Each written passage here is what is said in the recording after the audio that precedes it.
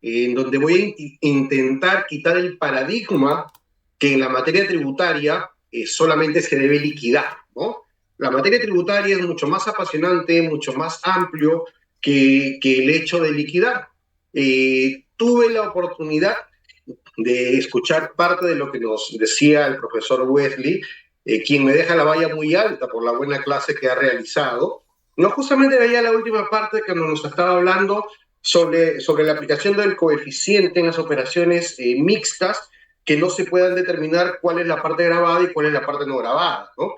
Tenemos una RTF de observancia obligatoria que justamente hace atingencia a esa parte y dice, oye, por si acaso, el coeficiente, ¿no? El coeficiente de las operaciones mixtas no son utilizables solamente porque tú quieras, sino únicamente son utilizables de manera excepcional cuando no se pueda determinar. Esta consistencia de esta RTF de observancia obligatoria se sienta básicamente en los fundamentos de lo que es el impuesto general a las rentas. ¿No? Es imposible llegar a una conclusión, por ejemplo, de por qué se va a permitir la utilización del crédito fiscal de una manera o de otra manera. Habríamos que recordar cuáles son las características del impuesto general a las rentas y la forma de cómo se va a poder deducir el crédito fiscal más allá de lo que me diga el artículo 18, 19 de la ley del IGB, más allá de lo que me diga la ley 29.215, etcétera, es ver básicamente estos fundamentos. Y los fundamentos del IGB, los fundamentos del impuesto a la renta, los fundamentos del impuesto temporal a los activos netos, que tiene poco de temporal, desde que tengo uso de razón salió con el nombre de temporal y su temporalidad se ha manifestado de manera larga, ¿no? Hasta el día de hoy todavía es el nombre que tiene. Y de cualquier otro impuesto se basa en lo que nos dice el Código Tributario.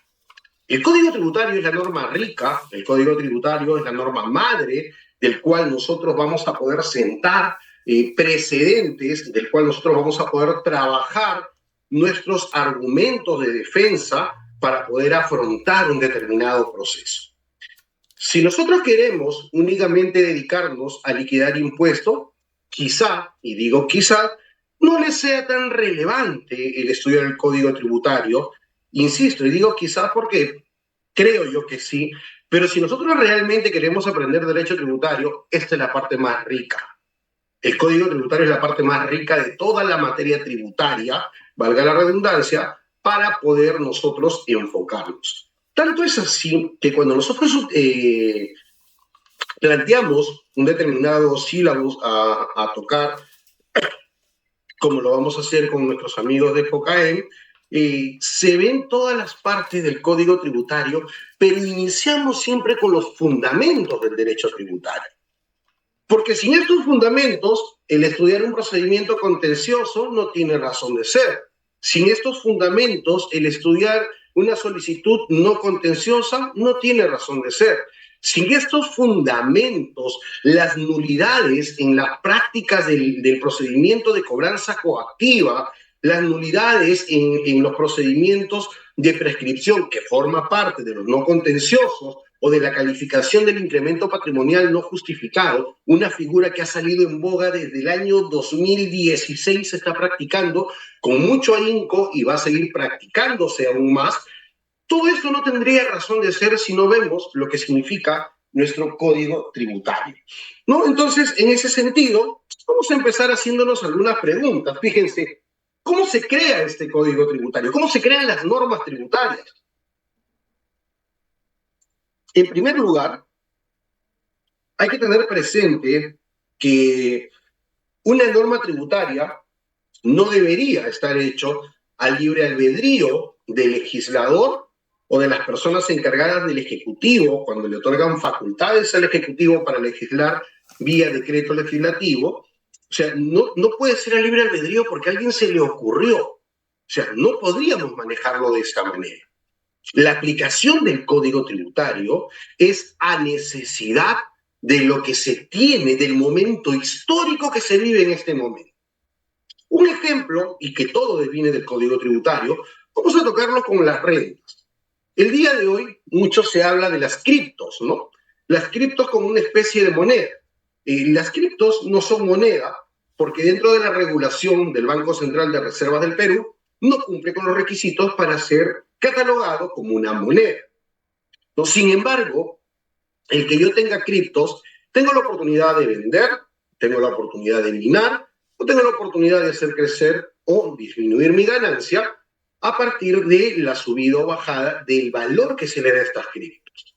Esto quiere decir que soy susceptible de poder ganar un poco de dinero. Ahora, la ganancia significa un aumento de tu riqueza. La materia tributaria en el Perú está sustentada en tres situaciones básicas: riqueza, consumo y patrimonio.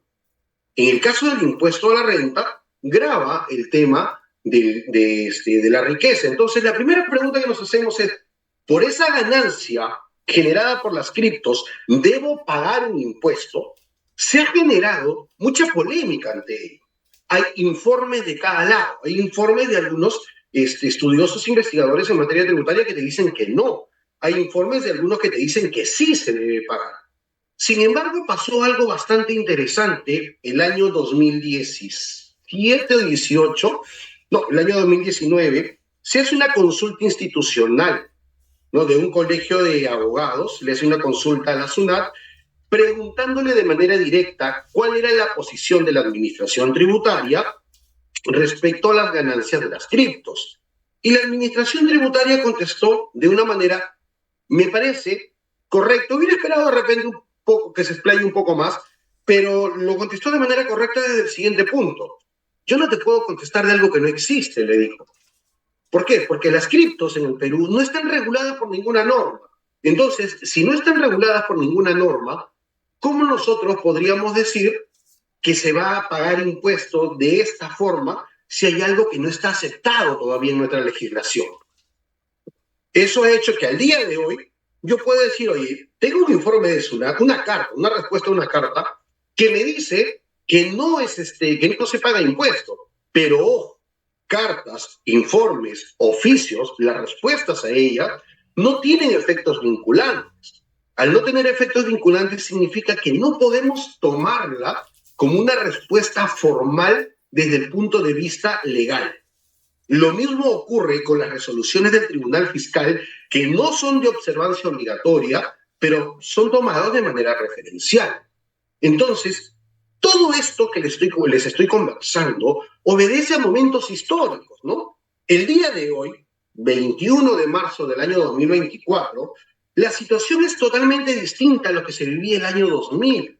El año 2000 no se nos ocurría siquiera que en algún momento íbamos a poder tener una clase con alumnos de diferentes partes del Perú, con 458 personas presentes en una clase, mientras yo estoy en la ciudad de Lima y todo a través de una computadora. Seguramente en algún momento ya próximo se va a regular también esto, ¿no? También va a ser regulado.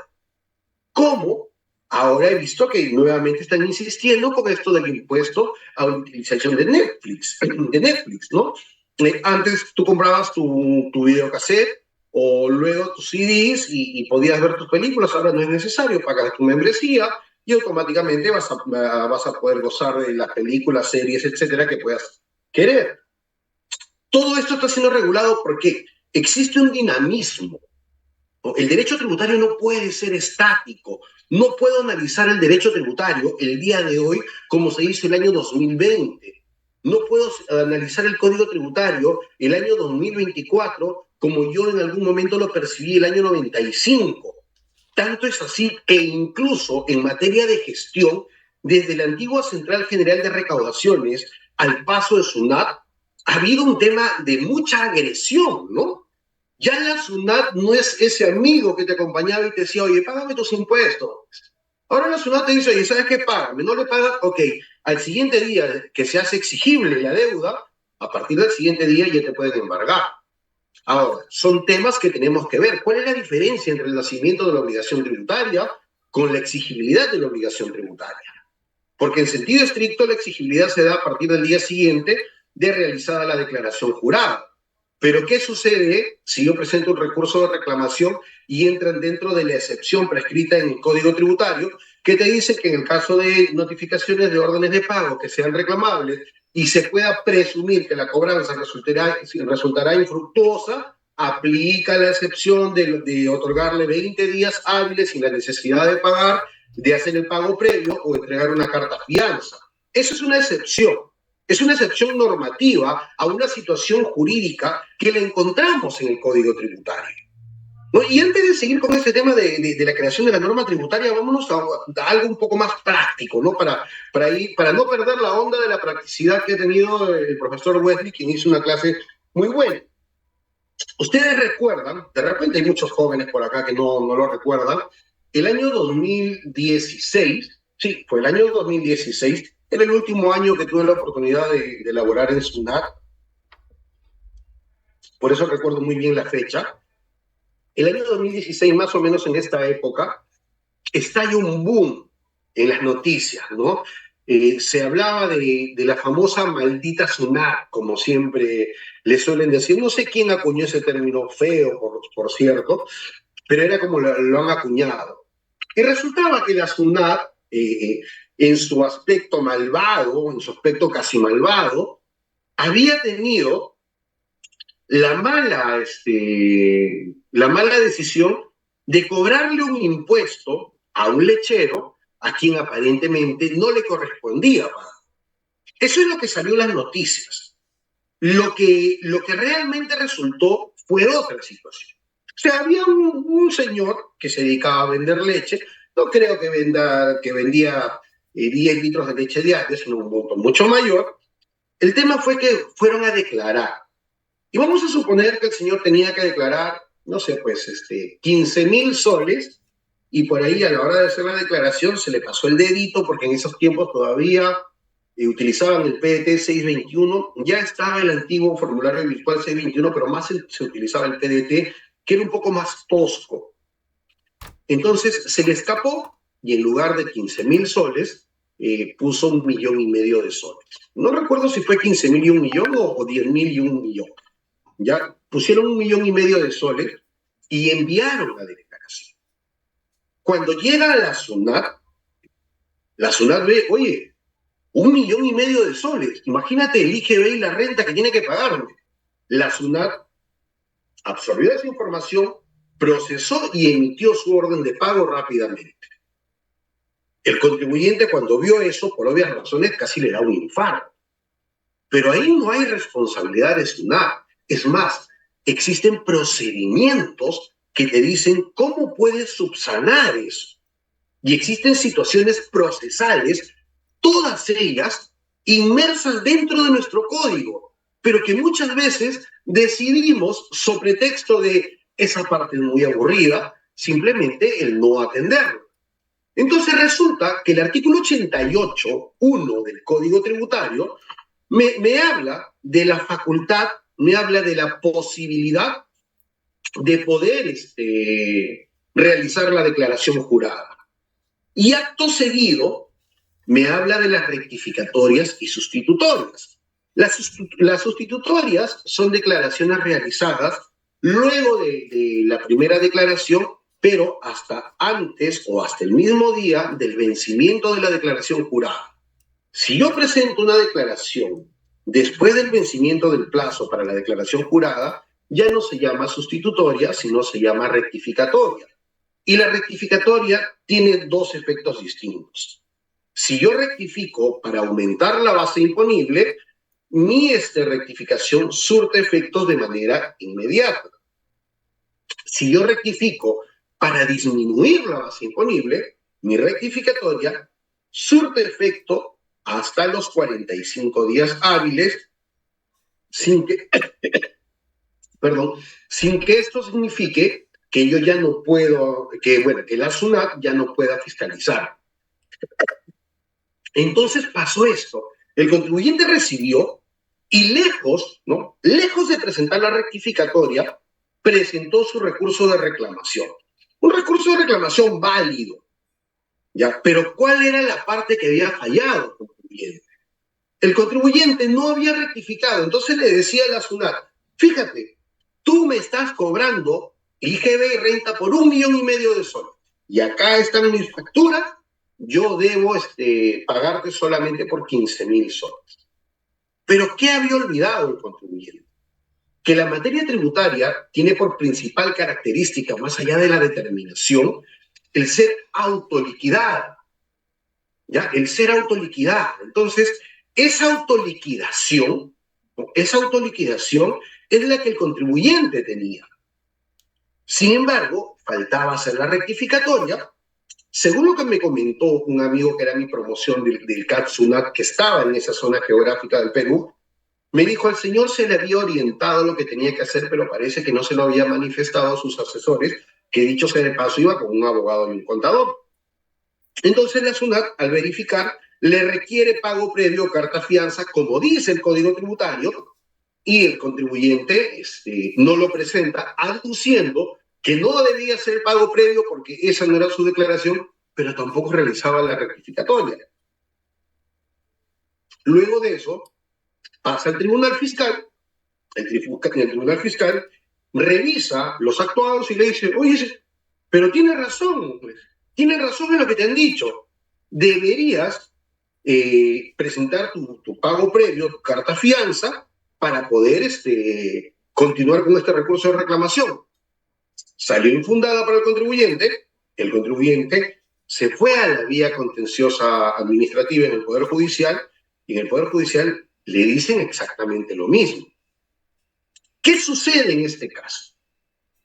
Fueron a un tema mediático, salieron en todos los medios, y ustedes saben que más aún cuando hay época electoral, el tema mediático te mueve bastante. Y me parece que un poco de falta de fortaleza por parte de quien era la cabeza de esa intendencia, no supo cómo reaccionar, y cuando le entrevistan así en vivo y sin que ella lo espere, dio una respuesta casi comprometedora como que, sí, pues, asumimos que hemos hecho algo malo, pero vamos a revisar nuestros procedimientos. A las finales, ¿cómo se solucionó esto? Nuevamente le dijeron al señor, pero esta vez ya delante de sus asesores, que incluso yo sé que ya lo sabían, porque es imposible que un asesor tributario no sepa manejar procedimientos ni entienda el código tributario. Es por eso que siempre soy bastante insistente en la parte estructural de la materia tributaria, porque si solamente nos dedicamos a liquidar impuestos, nunca vamos a poder estar en una posición, en una facultad de poder desarrollar un caso que debió haberme demorado 2 meses. Sin embargo, el señor decía, tengo 4 años viviendo casi al borde de un infarto. Seguramente que sí. Imagínense el impuesto que le salía por pagar de 1,5 millones de soles cuando su ingreso era de 15.000. Yo eso no lo dudo siquiera, no lo pongo en tela de juicio. Yo a donde voy, a donde me direcciono es a la falta de tino y desconocimiento de los asesores, porque ese problema se resolvía máximo en 2 meses. Entonces, a raíz de eso le dijeron qué debían hacer, el señor hizo eso, finalmente le dijeron, ok, quebrado su valor. Lo único que tenía que hacer este señor, habló del contribuyente o sus asesores, era coger el artículo 82, perdón, 88.2 del Código Tributario. Ok, vamos a disminuir la base imponible. La rectifican, disminuyen la base imponible. La SUNAT tenía hasta 45 días hábiles para manifestarse. Entonces, por ahí alguien me dijo alguna vez que le toqué este caso, profesor, pero a los 45 días hábiles también se puede haber vencido el plazo, igual iban a pedir carta poder o el pago previo. Ojo, que el Código Tributario no te dice que a los 45 días recién se va a manifestar la SUNAT. El Código Tributario lo que te dice es que tiene hasta 45 días para poder manifestarse. Esto quiere decir que puede pronunciarse en el día 1 como que puede pronunciarse en el día 45. Siendo esto, ¿qué es lo que puedo hacer yo? Presento mi recurso de reclamación, sustento mi rectificatoria y solicito aplicación de la excepción en base al artículo 88.2 y en base al artículo 106 y 109 del Código Tributario. Punto. Se acababa todo. Se acababa todo para el señor en cuanto a su tranquilidad, en cuanto a su economía, en cuanto a toda situación que le tocó vivir durante 4 años solamente por no saber código tributario, chicos. Entonces, esa es la importancia de conocer este código. de una situación tan mediática que seguramente en 443, bueno, 444 tenemos ahora, hemos disminuido algunos presentes, en 444 personas que estamos acá presentes, seguramente que muchos deben haber escuchado de ese caso mediático. Solamente se resolvía conociendo un poquito del código tributario, se ahorraban problemas y de pasada ahorraban un poco más el referirse al órgano recaudador de esa manera. La SUNAT es una institución que por el hecho de ser recaudadora no es tan amiga del contribuyente. Pero créanme, para una persona que ha laborado durante 12, 13 años en la SUNAT y que tiene casi 8 años en el sector privado, conozco por dentro y por fuera la SUNAT y en realidad debe ser la institución pública que mejor trabaja. Debe ser, si no es la mejor, una de las que mejores trabaja. Pero obviamente tiene muchos errores también y no podemos tapar el sol de un dedo. ¿Qué hacer ante ello? Conozcamos la norma. ¿Cómo se crea la norma tributaria? La norma tributaria no aparece en un código, no aparece en una ley. En el Perú tenemos por característica, de repente por acá hay abogados o estudiantes de Derecho, o dentro de su carrera están llevando el curso de Derecho como parte de fundamentos. El derecho en el Perú tiene la característica de ser positiva. Positiva se le llama aquello que ha sido insertado en un cuerpo normativo.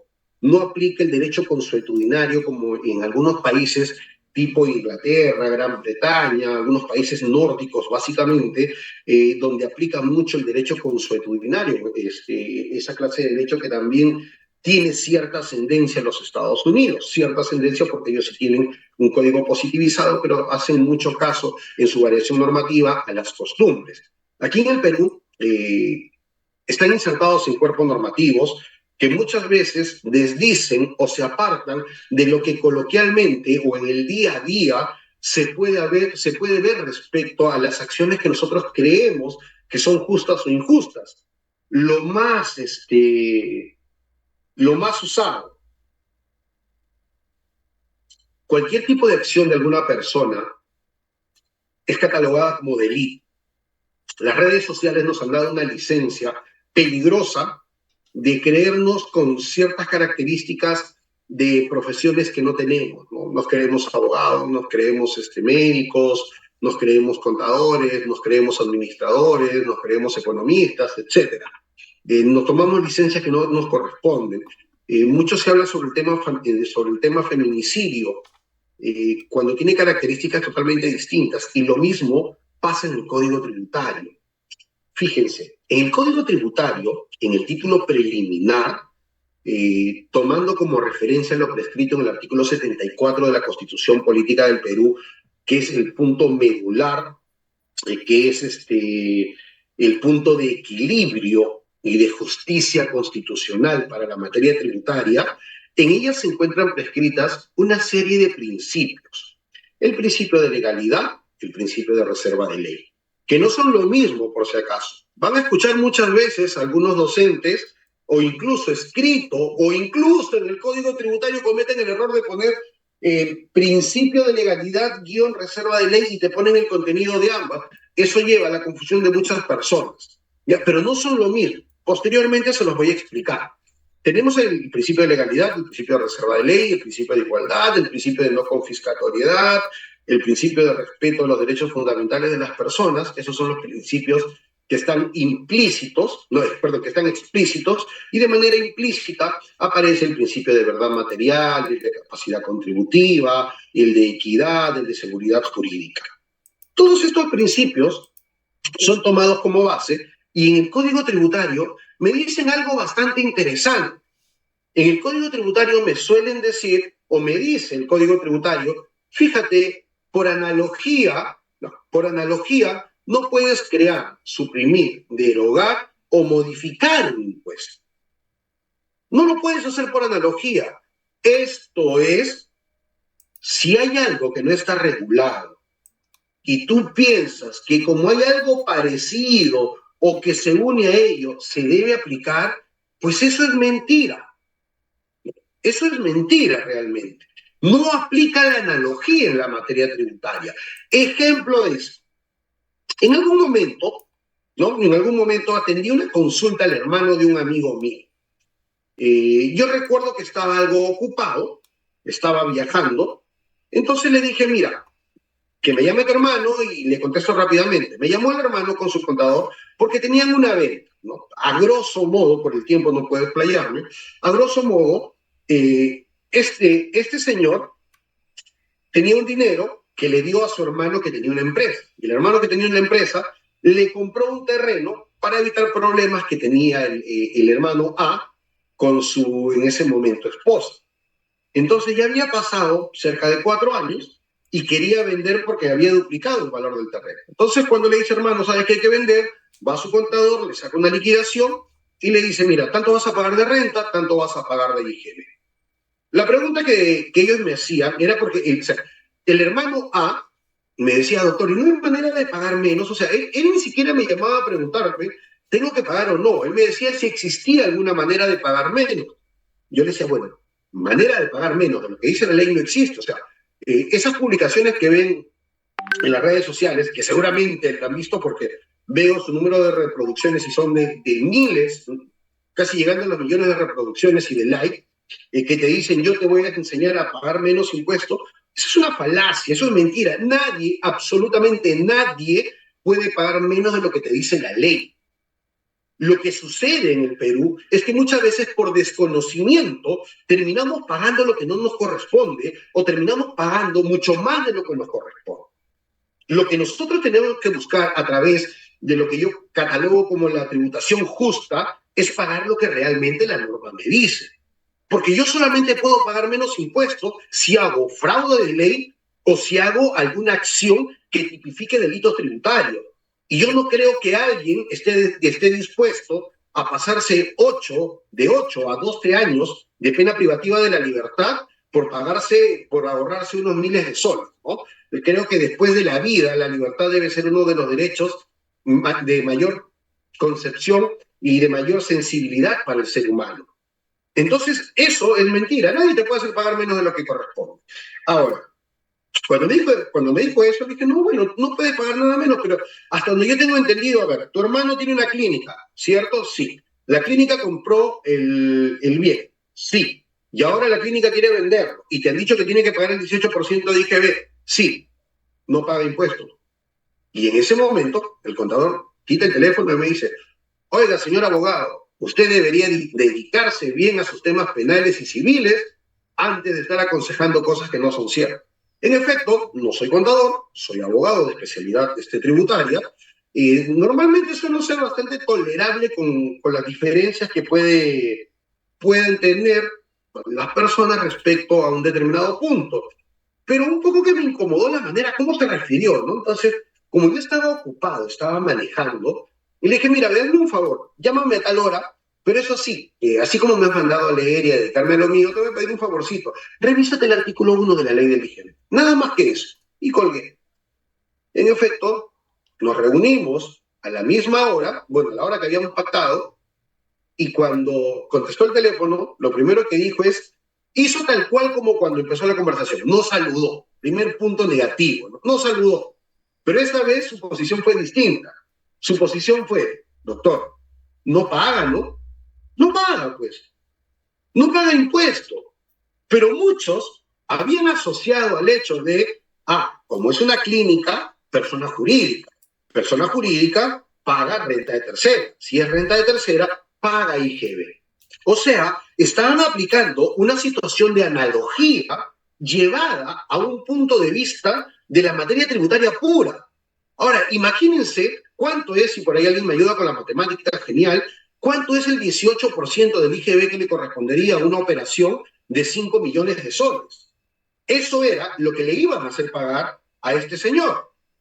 Y le digo, pero claro, no paga. ¿Y saben por qué no paga, chicos? Esto no tiene nada que ver con habitualidad, que muchas veces me dan como respuesta me la dan acertada, no, el profesor no paga. ¿Por qué? No, porque no es habitual. ¿Ves? Esto no tiene nada que ver con habitualidad. Esto tiene que ver con el artículo 1 de la ley del IGB, principio de legalidad. El artículo 1 de la ley del IGB me habla que está grabado con ese impuesto, la venta de bienes muebles, los contratos de construcción, las prestaciones de servicios, la utilización de servicios realizada en el país y la venta de bienes, la primera venta de bien inmueble realizada por el constructor. Y el constructor está definido por la ley. El constructor no es de lenguaje coloquial, sino que está definido por la ley en el IGB. ¿Cuáles son las características para ser considerado constructor? Constructor o agente inmobiliario es lo mismo para la ley del IGB. Este señor no calificaba por ningún lado como constructor, ¿no? Entonces, si el artículo 1 te dice que eso no está grabado, dime por qué tienes que pagar un impuesto. Entonces, cuando me dijo, doctor, no paga, no paga. No pagaron el impuesto y luego de eso me llamó el contador. Como a la semana, más o menos, me llama y me dice, doctor, le habla a tal persona. Ah, ¿cómo estás? Le dije, quisiera reunirme con usted. ¿Recuerda el caso del señor X? Claro, le decía, ha sido hace poco. Sí, me dice, lo que pasa es que yo tuve un caso parecido y pagamos un impuesto. Quiero que me ayude a solicitar la devolución.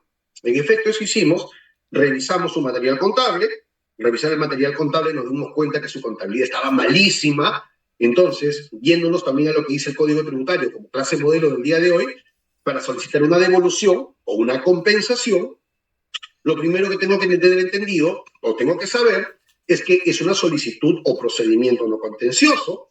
En segundo lugar, tengo que entender que el saldo debe existir y que debe ser demostrable, ¿ok? Que debe ser demostrable. ¿A dónde voy con esa parte de que debe ser demostrable? Que tu contabilidad tiene que estar bien hecha. ¿Cómo le pretendes comprar a alguien o decirle a la SUNAT, devuélveme o compénsame contra otra deuda, si no le puedes demostrar que realmente tu saldo existe, ¿no? Después vienen las características de que tiene que estar tu domicilio activo y habido, etcétera. Y en el caso de las compensaciones, de que el tributo a compensar sea de la misma entidad, es decir, del Tesoro Público. Una vez que solucionamos todo, nos dimos cuenta que había más o menos por pagar como 50.000 soles, después de todo lo que habíamos solucionado, había por pagar 50.000 soles entre tributos y multas por el tema de libros, presentaciones extemporáneas, etcétera, pero a cambio había para solicitar de devolución de impuestos cerca de 180.000 soles. Le explicamos al dueño, le dijimos, mira, si tú no solucionas esto, tus 180.000 no lo recuperas, es más, era dinero que él ni siquiera lo iba a ver. Pero si hacemos esto, de esos 180.000 vamos a solicitar compensación, por lo menos para los tributos, para las multas no se podía, y vamos a solicitar compensación contra los tributos, y sobre la diferencia lo solicitamos en devolución. Eso es básicamente lo que hicimos, y es básicamente lo que pudimos rescatar de devolución. Chicos, esto se resolvió solamente con aplicación del artículo 1 de la ley del IGB, trayendo a colación el artículo 74 de la Constitución Política del Perú, Fundamentos del Derecho Tributario, y que fue llevado al Código Tributario a través del título preliminar. O sea, ni siquiera tienes que irte a la parte media del Código Tributario, sino que abres tu código después del prólogo y agradecimiento que tienen todos los códigos, y empiezas a ver, dice título preliminar, le llaman norma 1, norma 2, norma 3, norma 4, etcétera, ¿no? Creo que hay algunas preguntas, vamos a ver.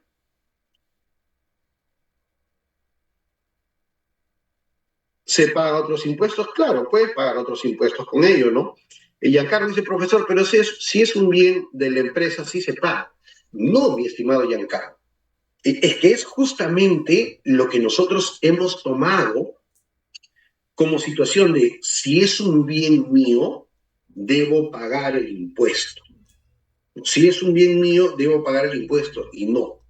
Es en ese momento cuando tú adquiriste el bien, si pagaste un IGB incluso, ese crédito fiscal, lo utilizaste, si lo vendes dentro de los 2 años, tendrías que hacer el reintegro del crédito fiscal utilizado, y si no lo hiciste, ahí muere la fase de producción de la cadena de producción y distribución de servicios. Entonces no paga. ¿Sabes por qué, Giancarlo? Porque el artículo 1 de la ley del IGB no te dice que deba pagar. El artículo 1 de la ley del IGB, no sé si tengo mi código, no tengo mi ley a la mano, no estoy en el ambiente donde está todo mi material tributario, pero eso sí lo tengo clarito. El artículo 1 de la ley del IGB, que es quien te regula, ¿no? Que es quien te regula qué cosas se debe pagar respecto a la transferencia de inmuebles solamente cuando sea primera venta de inmueble realizada por el constructor. Si no es primera venta de inmueble realizada por el constructor, Giancarlo, no tienes que pagar, sino que a veces por mala praxis nos ha pasado que terminamos pagando algo que no nos corresponde. ¿No? ¿Por qué? Lo primero que razonamos es, pero es persona jurídica y las jurídicas pagan IGB y renta. Pagan IGB y renta de aquello que le corresponda pagar IGB y renta. Principio de legalidad. Flor dice, no es el giro del negocio ni es la primera vez. ¿Correcto? 900.000 de IGB. Imagínese todo el IGB que iba a pagar, ¿no? Imagínese todo el IGB que iba a pagar. Por acá un amigo o amiga, no lo sé, las disculpas del caso, CIM Vizcarra, la SUNAT dice que es amigable, pero el tema es por las personas que trabajan allí. Algunas, las de orientación, la otorgan dando lectura a la norma. Qué amigable. Sí es cierto, mira, yo también he tenido oportunidad de ser este orientador tributario. Y una de las principales cosas con las que combatíamos nosotros no era ni siquiera con el contribuyente. Era que una de las cosas que te decían cuando pasabas a ser orientador tributario, que dicho sea de paso es el área donde más se aprende, es tienes que saber limitar qué cosa es orientación y qué cosa es asesoría. Entonces era como que tenías una pistola de ambos lados, ¿no? Por un lado, la SUNAT que te decía, mira bien si estás asesorando o estás orientando, porque si es asesoramiento, es causal a que yo te eche de la SUNAT. Por otro lado, el contribuyente que te decía, ¿sabes qué? Quiero que me digas qué debo hacer. Ahí empezaba el problema con el orientador. Y el segundo problema sí es un problema interno que identifiqué de manera muy rápida. Muchas veces, cuando entra un nuevo y hay una pregunta que no sabe, le pregunta al antiguo. Y a lo mejor el antiguo le da una mala respuesta porque así se le enseñaron a él.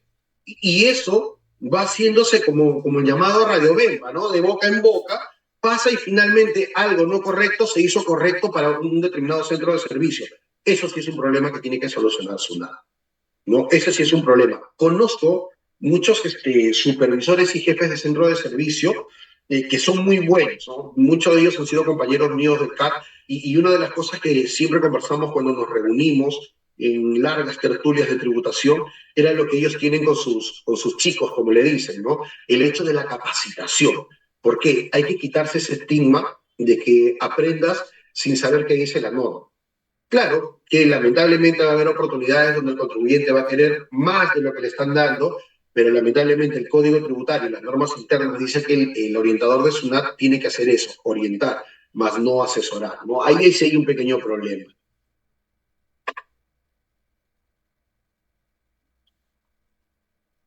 Misael dice, buen día, doctor. El detalle está que en un caso de un emprendedor no cuenta con las fianzas. Exacto, y ni siquiera solamente de un emprendedor.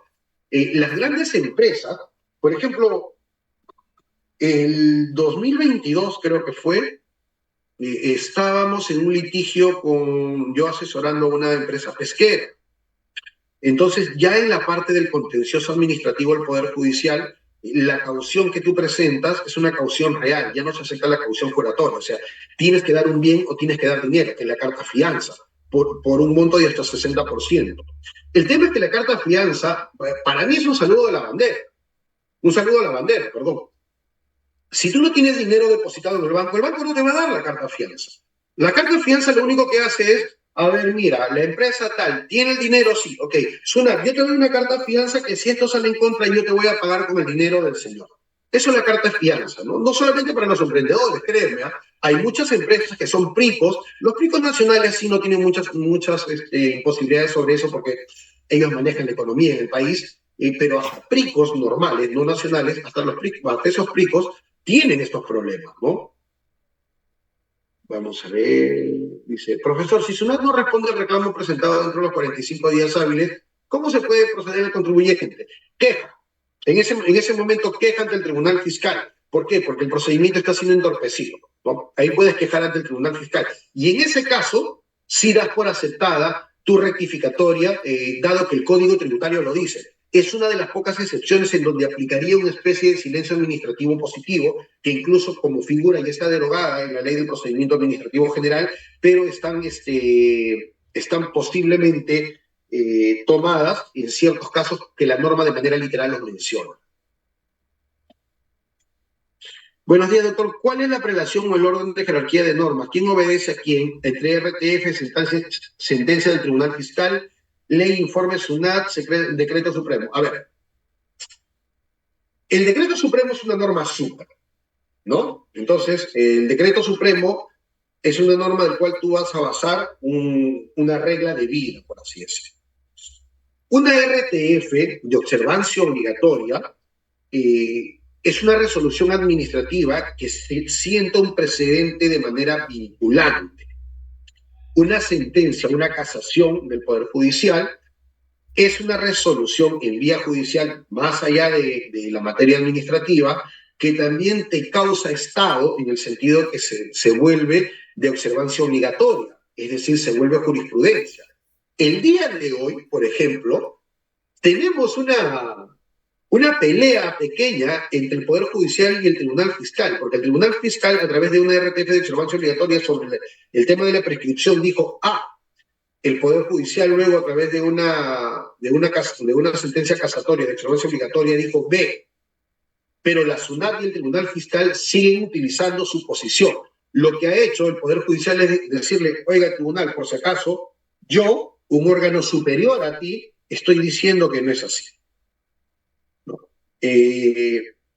Eso me hace saber a mí que por un tema de jerarquías en resoluciones debería aplicar yo la del Poder Judicial, porque el Poder Judicial no es una instancia administrativa. El Tribunal Fiscal es la última instancia de la doble vía administrativa. El Poder Judicial es aquello que está sobre, ¿no? Ahora, si sobre ello viene una ley o un decreto legislativo, bueno, me traigo abajo lo que diga la RTF, lo que diga la sentencia y aplico lo que dice el decreto legislativo o la ley. ¿Por qué?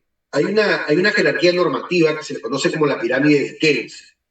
Kelsen es un genio austriaco de la materia jurídica que todos los abogados o a quienes les apasiona el mundo de las leyes o el derecho hemos tenido que leer en algún momento, ¿no? Una obra cumbre sobre el tema de las relaciones jurídicas, y a raíz de eso, a esa pirámide de jerarquías normativas se le llama la pirámide de Kelsen, que no fue creado por él, no es un homenaje a este genio austriaco. Ahora, en la pirámide de Kelsen te dice, arriba de todo la Constitución, ¿no? La Constitución, luego de la Constitución vienen los tratados internacionales, luego vienen ya las leyes, decretos legislativos, luego ya las leyes internas. Por eso, muchas oportunidades que he tenido que explicar, hasta antes de la aparición del decreto legislativo 1425, que es quien regula el tema del principio del devengado, cuando solamente teníamos el artículo 87 como ente regulador, el artículo 87 de la ley del impuesto a la renta como ente regulador del principio del devengado. No sé si ustedes recuerdan que se hablaba del devengado jurídico, del devengado contable, del devengado tributario, del devengado financiero y 50.000 formas de devengado. ¿No? 50.000 formas de devengados que en realidad no obedecían a la realidad, ¿no? ¿Y por qué? Porque tomaban ciertos puntos de manera distinta. Yo consideraba que aquello que decían las NIC y NIF era lo que se debería aplicar. Ahora, en ese decreto legislativo 1425, sí lo recojo, pero en ese momento no podíamos hacerle caso a las NIC o a las NIF. ¿Saben por qué? Porque la ley del impuesto a la renta es una ley. Las NIF o las NIC son normas internas, en este caso de la contabilidad o del sistema financieras. Entonces, jerárquicamente, están por debajo de una ley. Y en ese caso, cuando colisionan dos situaciones diferentes a un mismo caso, tú tienes que aplicar la de mayor jerarquía, es decir, la de la ley del impuesto a la renta. No es una situación antojadiza, sino básicamente es una situación que se debe dar porque las normas y nuestro sistema jurídico positivo dice eso. Si alguna entidad resolviera utilizando una norma de menor jerarquía, el abogado defensor, ya sea del contribuyente, o el abogado defensor, ya sea de SUNAT o su procuraduría, tienen el caso ganado al 100%, ni siquiera un 99.9, sino un 100%. ¿Por qué? Lo único que va a decir es, me aplicaste una ley, me aplicaste una norma interna sobre una ley. Por un tema de jerarquías normativas, estás mal. Eso es lo que pasaría. Vamos a ver, creo que hay un poquito más por acá. Si es un carro, lo que pasa que, a ver, el carro es considerado ahora como un bien mueble, ¿no? En algún momento por el Código Civil fue considerado como un inmueble, aplicaría el mismo criterio. Si es reventa de inmueble, igual, no es primera venta de inmueble realizada por el constructor. Acá el secreto de la palabra es la calificación de constructor. Tampoco pagaría. Profesor, en la universidad también explican así. Mi querido Giancarlo, no sé a cuál te referías, seguramente en el momento que estaba contestando alguna otra pregunta. Me encantaría por ahí que me hagas la repregunta sobre ello. Encantado yo de poder darte la solución a eso. Y si es la segunda venta, se paga el IGB, como le decía su compañera de manera anterior, Nancy. El secreto acá está en buscar la calificación de ser constructor. En el ejemplo que les di era una clínica. La clínica si venda eso por segunda vez o lo venda por tercera vez, no es este constructor. Por tanto, no va a ser considerado dentro del artículo 1 de la ley del IGB. Aplicas principio de legalidad y no pagas un centavo sobre ello. Profesor, si vendo mi departamento, ya no pagaría un impuesto. Pero ahí tendríamos que ver si lo vendes en calidad de qué, persona natural o persona jurídica. Si eres persona jurídica, aplica lo que te he mencionado hace un rato. Si eres una persona natural que vende bajo la ley del impuesto a la renta de segunda categoría, entonces habría que evaluar, desterramos para empezar el pago del IGB y solamente evaluaríamos lo del impuesto a la renta. Y para ello tendríamos que evaluar si contigo se puede ver el criterio de la transferencia de inmuebles de distintas a casa habitación, ¿no? Y para ver que sea distinta casa habitación, me remito al artículo 1A del reglamento de la ley del impuesto a la renta, es decir, que permanezca conmigo por un periodo no menor a 2 años, que sea única propiedad y que no sea destinada al 100% para el uso de empresas, depósitos, etcétera. Si es casa habitación, no pagas el impuesto a la renta. Si eres persona natural de segunda categoría, ¿no? Y también quedaría exento de pagar el impuesto general a las rentas. Buenos días, por favor, si es segunda venta está grabado con IGB. No, Lancy, como te mencionaba, el secreto acá no está en el número de veces que fue vendido el bien, sino en que si esta persona jurídica puede ser calificada como constructor. Ahora, si esta persona jurídica tiene el giro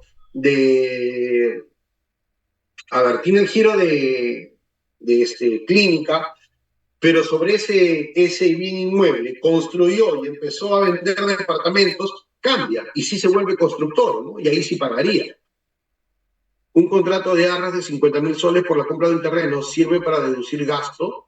Sí, claro, porque el arras, ya sea de confirmación o retractación, son actos preparatorios propios de la actividad que se tiene. Entonces, esa arras ha sido pagado, de acuerdo a lo que dice el Código Civil, que adopta el Código Tributario, ese arras es pagado para poder asegurar esta parte del bien, que en la mayoría de casos y contratos, el arras forma parte del precio final. O sea, me lo depositas como arras, pero te lo descuento del precio final. Por tanto, forma parte de todo el gasto que se ha realizado. ¿Deducible? Sí, totalmente.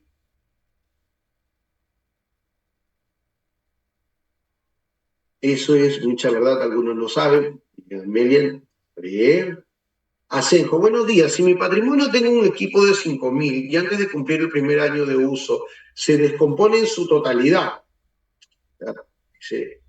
el gerente pide que compren otro, ¿cuál es el tratamiento contable?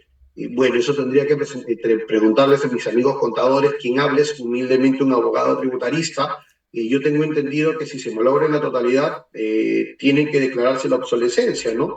Y eso a través del asiento contable que le corresponda. ¿Cómo? A detalle, si no lo sé. Tributariamente sé que tiene que figurar que es obsoleto el bien para que pueda para que pueda regresar otro bien que pueda sustituirlo y a partir del uso del otro bien recién empieza la depreciación, ¿no? Eso tributariamente, contablemente y esos detalles, si fuera contador, encantado de poder ayudarte con eso.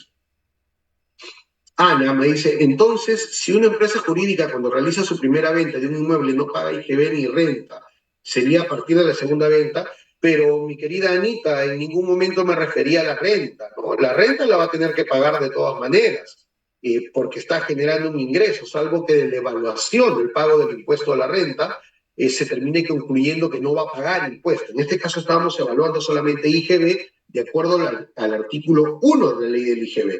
Y de acuerdo al mismo artículo 1 y al artículo 2 de la ley del impuesto a la renta, este ingreso que genera ganancias, este ingreso que genera riquezas, también es considerado como un ente gravable para el impuesto a la renta, ¿sí? Para servirte, Julia. Giancarlo dice, profesor, en el inciso A del artículo 1 dice la venta en el país de bienes, muebles, inmuebles. Giancarlo, me hablas del artículo 1A del reglamento de la ley del impuesto a la renta. Ojo, yo dije artículo 1A. Ya, no es el artículo 1, inciso A. Eso es otro. Búscalo en el reglamento de la ley del impuesto a la renta como 1A, así seguido, como cuando estábamos en la primaria y te decían qué salón te toca, primer grado A, y te lo ponían juntito porque las niñas todavía no sabían leer bien, igualitos. Artículo 1A del reglamento de la ley del impuesto a la renta. Geraldine dice, buenos días, a mí me acaban de bloquear mis cuentas de ahorro porque debo una multa a la SUNAT que era 300 y ahora es cerca de 5.000 soles. Me gustaría saber si puedo fraccionar con un descuento. No, descuento no va a haber, mi estimada Geraldine. Puedes fraccionar, sí, claro. Es más, el artículo 36 del Código Tributario te habla del fraccionamiento y aparte de eso hay una resolución de intendencia en el cual te delimitan las formas, procedimientos y montos a pagar por intereses, ¿no? Ahí son intereses compensatorios. Elizabeth dice, buenos días, gracias por su conocimiento con respecto a la prescripción tributaria. Ah, la pregunta que quieras, Elizabeth, o de repente cuando te estaba comentando de la posición del Tribunal Fiscal y la Corte Suprema respecto al tema de la prescripción, ¿no? Dice, Gloria, ¿el Tribunal Fiscal qué tiempo tiene para resolver una apelación, fiscalización de renta de todo un periodo? Tiene hasta 12 meses. En realidad, el plazo solamente se amplía por 6 meses más, o sea, hasta 18 cuando se trata de la resolución de algo que se ha determinado con la aplicación de los precios de transferencia, que es una fiscalidad internacional. O también podría resultar un poco más de los 12 meses si hay alguna causal de suspensión.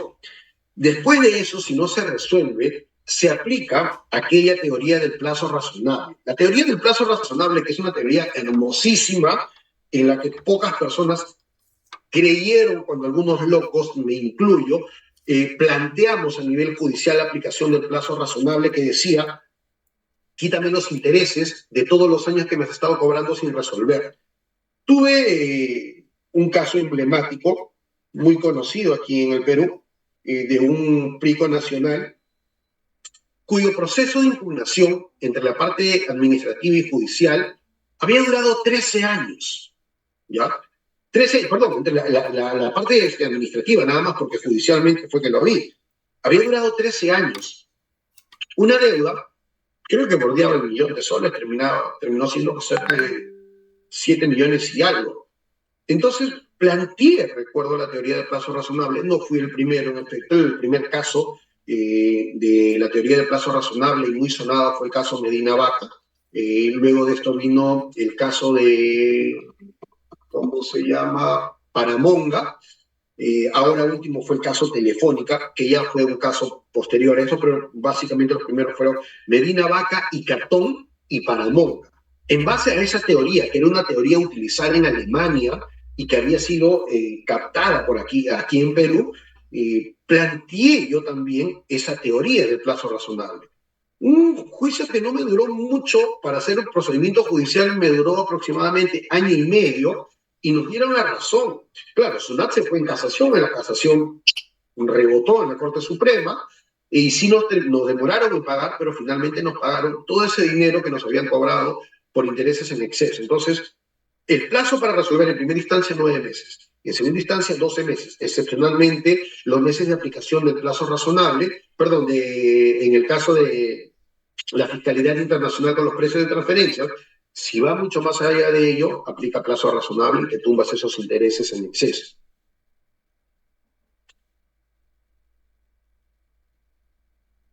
Víctor, gracias. No, gracias a ustedes, Víctor, por estar presentes acá conmigo, ¿no? Justamente antes de la clase conversaba con una alumna con quien tengo amistad ahora, eh, y le decía, ¿no? A veces dictar código tributario para contadores me resulta mucho más difícil, porque el contador es bastante dinámico y enérgico en querer que le enseñen a liquidar impuestos. Y yo soy bastante enérgico en decir, antes de liquidar, aprende materia tributaria. Si no, coge tu Excel y ahí pasas todo. Muchas gracias por su apoyo, no gracias a ti, Pamela. Uh, Neiger León dice, buen día, la empresa alquila maquinaria por meses, antes de empezar dan adelanto por los servicios, pero al mes no se cobran o se descuentan el adelanto si no lo dejan hasta que lo termine el contrato. Entonces, ¿dónde está? Entonces, respecto a la renta, también se debe esperar hasta que termine el contrato. No, porque el principio del devengado justamente me dice que no importa el momento del pago, de cuándo se dé para que este ingreso sea considerado como tal, sino que importa principalmente, ¿no? Principalmente nos va a importar lo que nos tengan que decir respecto a la generación del derecho o aparición del derecho. ¿Cuándo aparece el derecho en el caso del impuesto a la renta? Cuando existe la manifestación de voluntades entre las partes.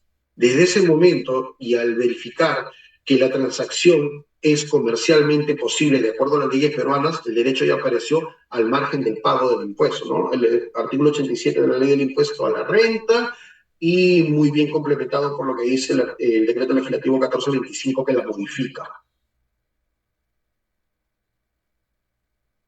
Javier, buen día. Tengo una deuda tributaria por pérdida de fraccionamiento tributario, artículo 36, pérdida de refinanciamiento. ¿Puedo solicitar la prescripción? Mira, para que solicite la prescripción tienes que analizar dos situaciones. Materia, el aspecto subjetivo y el aspecto objetivo. El aspecto objetivo es el transcurso del tiempo.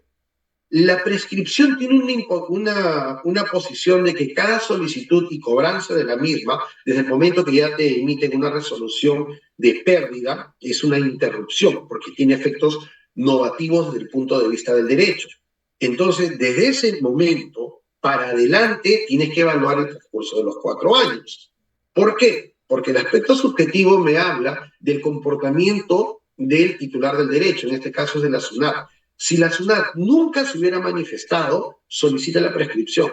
Pero si la SUNAT se ha manifestado y te está cobrando, está interrumpiendo en cada cobranza el plazo de prescripción e inicia un nuevo plazo de 4 años. Hay que tomar eso en consideración, Javier, para el tema de la prescripción.